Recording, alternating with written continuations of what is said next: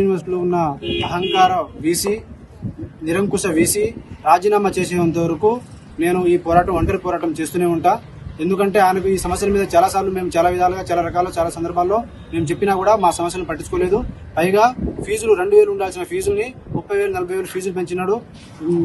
3 అంచెల భద్రత పెట్టుకుని విద్యార్థులను కనీసంగా కలవకుండా చేసినాడు. కాబట్టి ఈ సమస్యలపై ఈ సమస్యలను ప్రభుత్వ దృష్టికి తీసుకుపోవడం కోసమే నా యొక్క చిన్న ప్రయత్నం.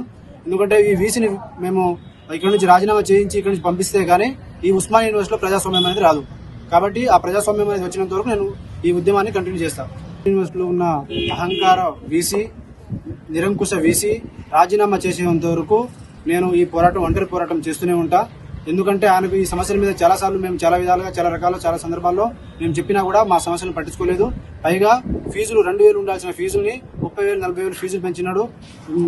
3 అంచెల భద్రత పెట్టుకుని విద్యార్థులను కనీసంగా కలవకుండా చేసినాడు. కాబట్టి ఈ సమస్యలపై ఈ సమస్యలను ప్రభుత్వ దృష్టికి తీసుకుపోవడం కోసమే నా యొక్క చిన్న ప్రయత్నం.